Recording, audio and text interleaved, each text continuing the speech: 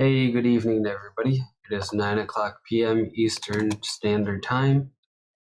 We're going to take a look today at our severe weather outlook and see what that has in store for us. So let's take a look at NOAA's Storm Prediction Center outlook.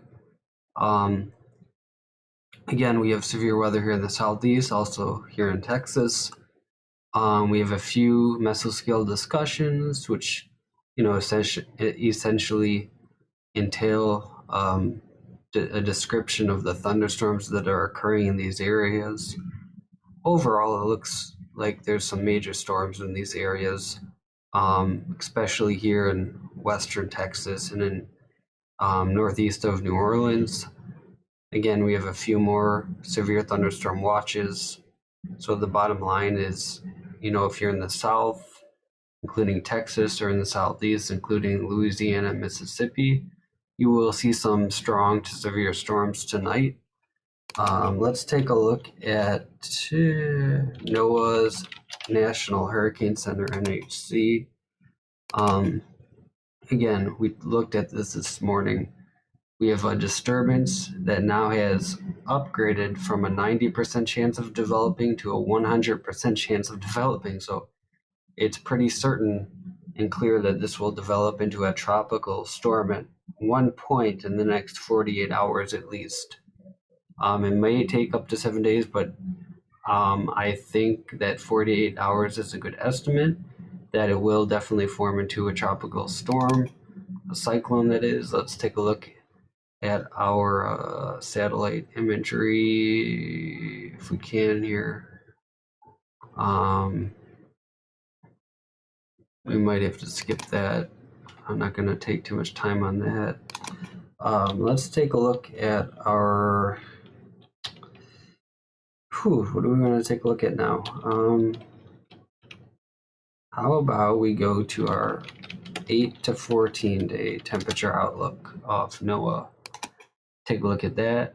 Let's take a look at our 6 to 10 day outlook so we can kind of do this in chronological order. Here's June 2nd through June 6th. Again, meteorological summer has begun in this outlook, and it's showing it there in Wisconsin, western Michigan, northern Illinois, northwestern Indiana, eastern Iowa, eastern Minnesota, and again, some below normal temperatures here in the west. And ironically, this is different than I forecasted. It's panning out, shaping up different, because I remember, if you watch my videos, about a week ago, I said that we would see a ridge of heat develop in the west, which did happen, and I think now is happening, but then it would shift to the northern Texas area, the Midwest, the Tornado Alley area. It could still be doing that, but it's doing that in a lot differently than I expected. As now the core of the heat is in Wisconsin, it could very well shift to Texas. Let's take a look at days 8 to 14, and it doesn't do that. So it's very out of order in terms of what I predicted. So we do have below normal temperatures there in the western half of the USA, above normal in the northeast, and we have some above normal temps there in the Midwest. I'm sorry, precip, that is. So yeah, this heat does not look like it wants to form in the tornado in the Midwest. Let's take a look at our current temperature outlook, just to kind of get a scope of what's going on nationally in terms of current weather and temperatures, etc. So we're gonna go check out National Weather Service. And actually, I like weather.com's outlook for this better. So we're going to take a look at weather.com temperature temp outlook. And we're going to take a look at that. So let's take a look at that. Let's take a look at their 10-day forecast. I used to love this as a kid, looking through this. So here is today's forecast for... this must have been issued earlier because this is today's forecast. So we can assume these were the highs that reached the highs that were reached today. Phoenix hit 100, but if you go to LA, only 78. San Francisco 63, pretty cool there.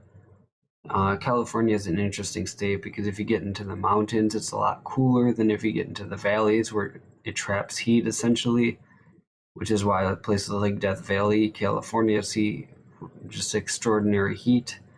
San Antonio 90, Brownsville 91. So again, Texas is hot, Florida is hot. But if you get here into the Midwest, it's starting to cool off there in the high temperature category.